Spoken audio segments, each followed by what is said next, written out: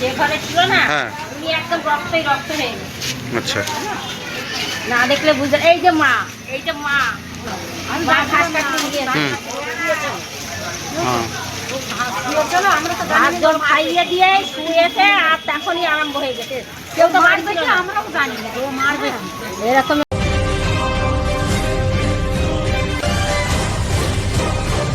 ব্রিগেডে শপথ গ্রহণ অনুষ্ঠান ঠিক তখনই এক নজিরবিহীন ও হিংসাত্মক ঘটনার সাক্ষী থাকল নদিয়ার হরিণঘাটা।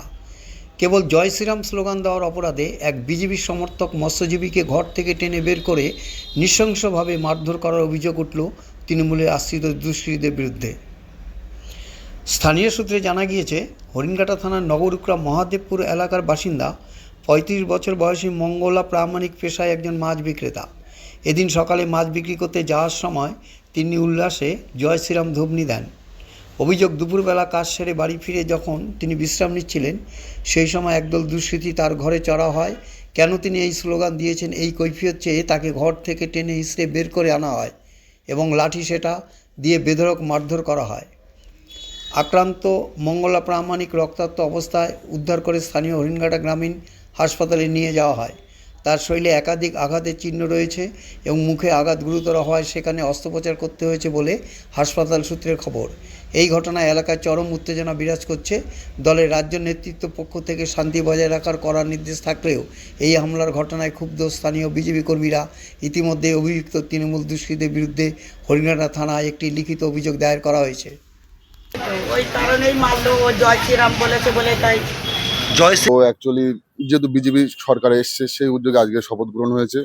ও পাড়ায় ও সব মাছ বিক্রি করে, মানে সকালবেলা বেরিয়েছে জয় শ্রীরাম বলে পাড়া দিয়ে মানে রাস্তা দিয়ে গেছে আর কি, মাছ টাছ বিক্রি করে এসে ও যে জয় শ্রীরামটা বলেছে এই ক্ষোভেই ও দুপুরবেলা বাড়িতে গিয়ে ঘুমিয়ে আছে। ওর বাড়িতে গিয়ে পুরো 10-12 জন মিলে অ্যাটাক করেছে, সব টিএমসির হারমাত বাহিনী।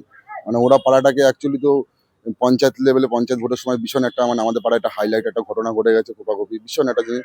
কিন্তু আমরা সেই সত্ত্বেও আমাদের ওখানে যত বিজেপি সক্রিয় কর্মীরা রয়েছে তারা কিন্তু কোনো ভাইলেন্স বা রাজ্য সভাপতির অনুমতি যেভাবে দিচ্ছে সেই হিসেবে কোনো ভাইলেন্স কিছুই করা হয়নি। কিন্তু ওরা এইসব কিছু না সত্ত্বেও ওরা মানে ভেবেছে যে এখনো ওরা ক্ষমতায় রয়েছে, ওরা এখনো সেই শাসন করে যাচ্ছে।